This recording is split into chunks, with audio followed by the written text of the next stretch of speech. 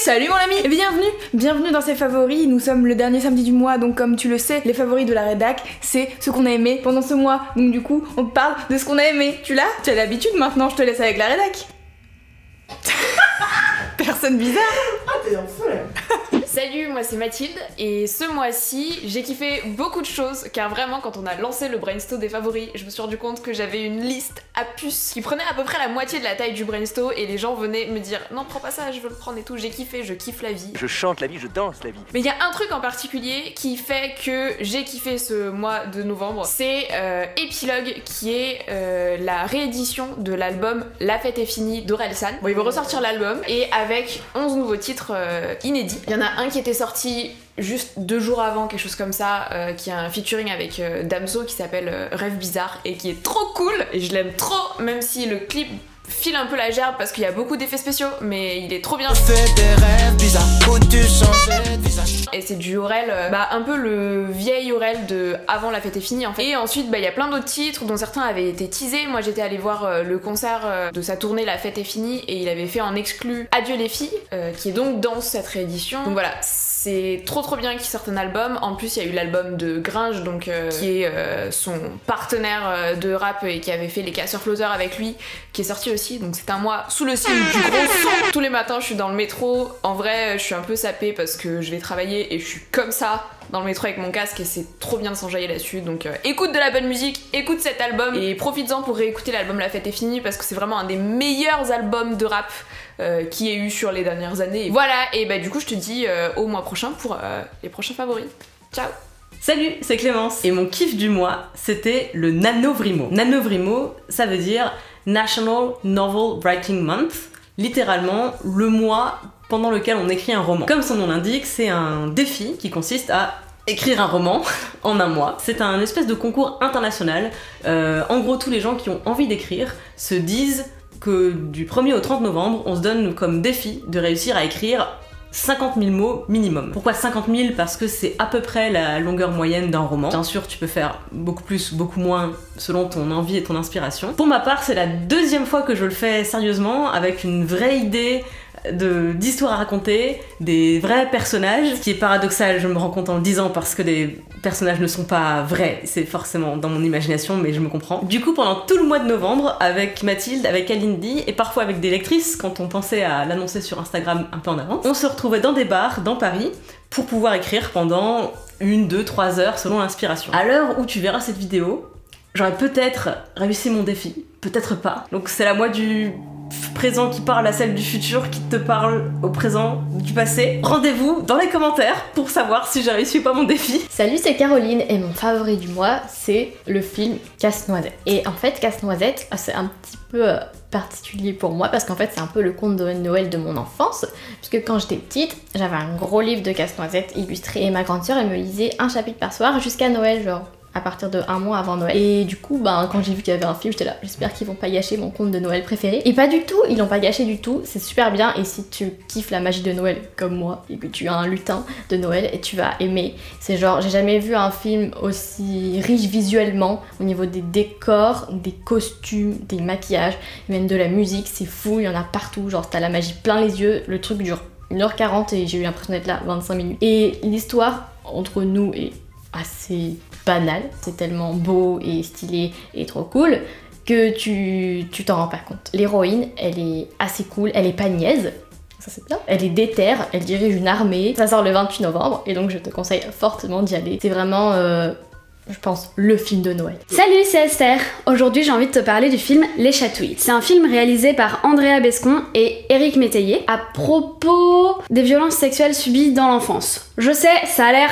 le seum, dit comme ça. Je vais pas te cacher que le film est un peu dur à supporter par moments, mais en réalité, il est aussi hyper onirique et hyper fort. Et pour moi, ce qui fait justement sa force, c'est son actrice réalisatrice, puisque Andrea Bescon joue aussi dans le film. En fait, c'est en partie son histoire qu'elle raconte. Alors, elle a fait quelques modifications parce que d'après elle, son histoire était trop compliquée pour être racontée en un seul film. C'est une sorte d'œuvre qui l'a aidé à exorciser son traumatisme. Il faut savoir que ce film, en fait, elle en a d'abord fait une pièce de théâtre, donc avec Éric Métayer, et ensuite ils en ont fait un film qui est sorti là, le 14 novembre, dans les salles. Ce film, Mademoiselle en est partenaire. On a plein de contenu autour. J'ai fait l'interview donc d'Andrea Bescon, mais aussi celle de Gringe, qui a un rôle dans le film. Et d'ailleurs, suite à l'interview que j'ai faite avec Gringe, il est venu parler de masculinité avec Mimi et Fab dans The Boys Club. J'espère que t'auras la foi d'aller le voir, parce que vraiment, c'est un film hyper important et bien plus fantaisiste et onirique que le thème pourrait le laisser penser. Alors,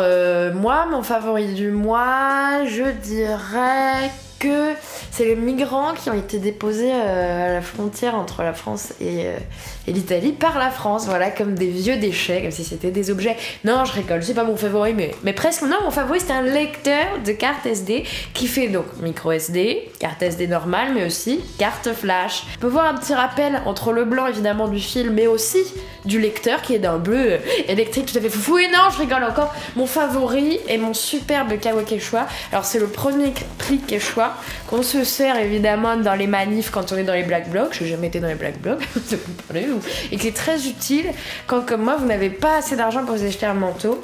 Non, c'est pas vrai, là j'ai un manteau, mais que vous avez beaucoup de pulls et qu'il pleut, et ben vous mettez le kawaii et c'est hyper pratique. Et il a une super poche devant. Et alors, je vous fais une petite démonstration de blague. Je sais plus de qui fait ça, je crois que c'est une blague de François Damiens.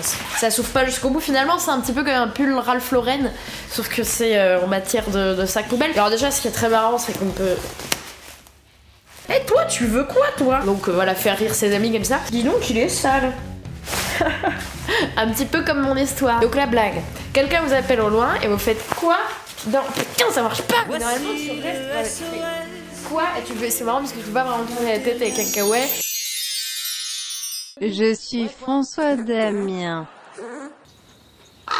Alors ma blague n'a pas marché, mais en revanche, vous voyez comme je l'ai remis très rapidement en un tour de main dans sa poche. Voilà, ça prend aucune place, vous pouvez même le garder dans votre main toute la journée. Non, mon vrai favori, c'est une BD qui s'appelle Les Sentiments du Prince Charles. Le nom de l'auteur, vous cherchez sur internet, de toute façon, maintenant tout est automatisé et technologique. Et c'est super bien, ça parle du couple hétéronormé, du sexisme, des comportements qu'on a, pourquoi on agit comme ça, à quel point on est influencé par la société, par les modèles depuis hyper longtemps. Super intéressant, ça me fait revigorer ma vie amoureuse et j'ai vraiment pris de recul sur tout. C'est très bien. En plus, c'est très drôle. Il y a vraiment des très bonnes blagues. Salut Jacotte, c'est Kalindi. J'espère que tu vas bien et moi ça va à peu près très moyennement car mon corps n'est pas fait pour supporter les températures hivernales. Mais bon, on n'est pas là pour parler de ça, on est là pour parler des favoris et donc du mien.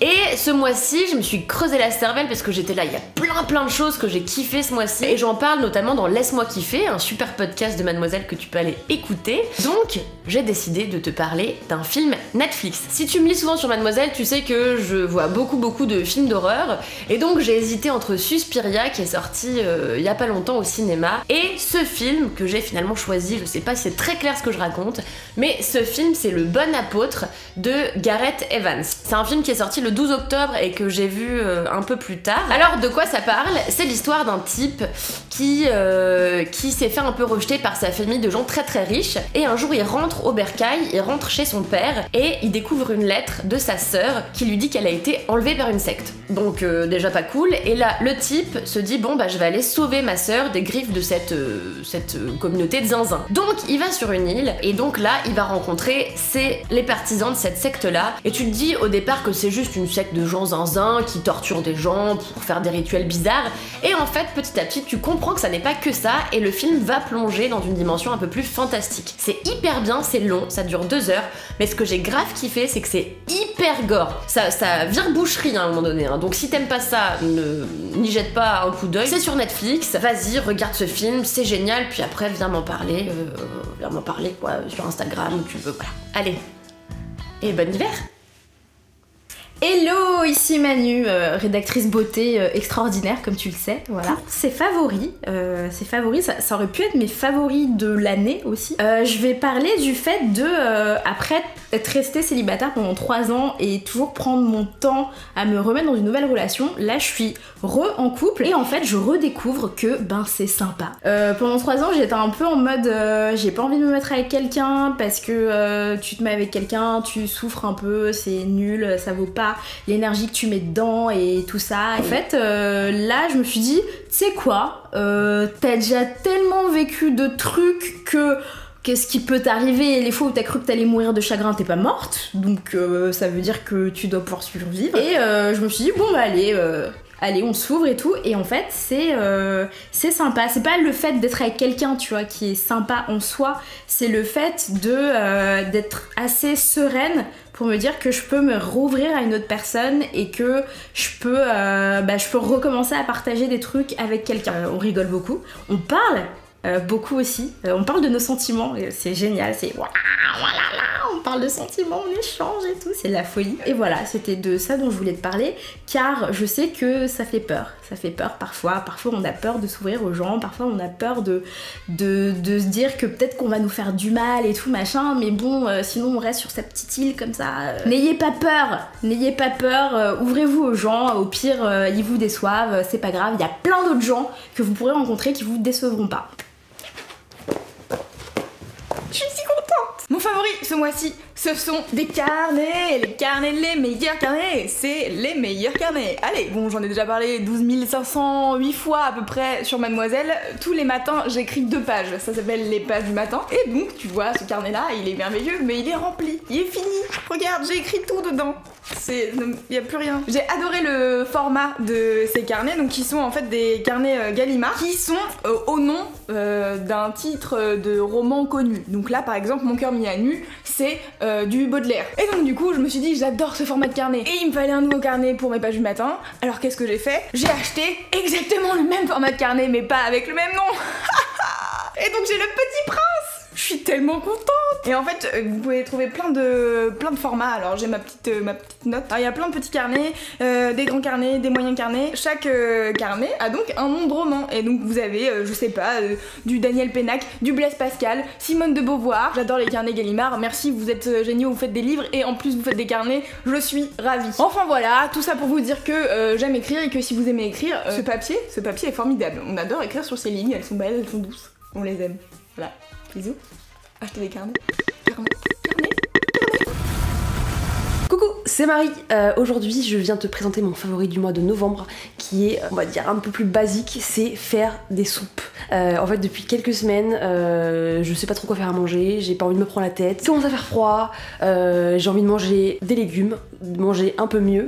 Donc en fait, je prends plein de légumes, je les mets dans une casserole, je mets de l'eau, un bouillon, je laisse une demi-heure, je mixe et tout le monde est content. Donc je suis trop contente. Ça me permet de manger des légumes de manière assez facile.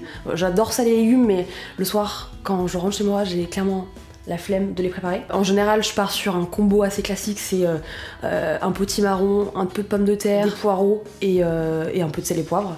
Et franchement, ça fait très bien l'affaire. Et ce qui est cool avec les soupes, c'est que tu peux absolument faire tout ce que tu veux. Donc tu peux rajouter les légumes qui te plaisent, les légumes qui restent dans ton frigo depuis 3 semaines et que tu dois manger, puisque sinon ils vont se pétrir et disparaître. Les légumes du saison du mois de novembre, il y en a plein, mais il y a également ceux que je t'ai cités, plus fenouil, panais, courge, butternut, poireaux, brocolis, bref, il y en a vraiment à toutes les sauces et ça coûte pas cher, c'est trop bien, ça fait plaisir et ça se boit très très bien devant une série télé sous le plaid et Netflix. Bonjour, c'est Queen Camille, vous savez, la personne discrète. Devinez quel est mon favori du mois?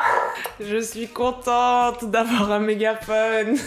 Est-ce que vous comprenez ma joie à posséder cet objet? Peut-être vous n'avez pas assez regardé le Morning Live si vous ne comprenez pas, car moi personnellement je suis une grande fan du travail de Michael Youn et de tout ce qui est emmerder les gens, crier fort et montrer son cul.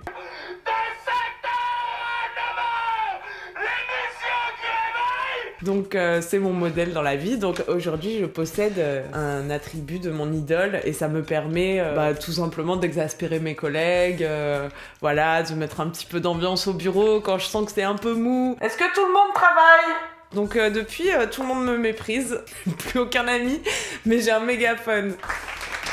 Ce magnifique objet m'a été offert, comme vous pouvez le voir, par onsexprime.fr, qui est une campagne de prévention qui a sorti une série de podcasts qui s'appelle Ok pas ok et qui parle du consentement, que vous pouvez aller écouter sur onsexprime.fr. C'est une série de 5 témoignages. Dans le sexe, le plus important, c'est la bouche, pour dire ce qui est ok et ce qui ne l'est pas. Je vous embrasse. Je vous dis rendez-vous le mois prochain. Et voilà, c'est fini pour aujourd'hui, j'espère que ça t'a plu. Moi, je suis toujours hyper contente de faire les favoris. N'hésite pas à t'abonner à la chaîne de Mademoiselle afin de voir des merveilleuses vidéos, et ainsi que de t'abonner aux autres chaînes de Mademoiselle, car tu sais, il y a Queen Camille, Elise, Francis, Manu et tout ça. Enfin bref, n'hésite pas, c'est genre en description. Et bien sûr, toi, tu peux nous dire tes favoris à toi du mois dans les commentaires et mettre un pouce si t'as aimé cette vidéo, car j'aime les pouces, c'est ma passion. Au quotidien, ils sont... C'est beau, non hein? Voilà, abonne-toi.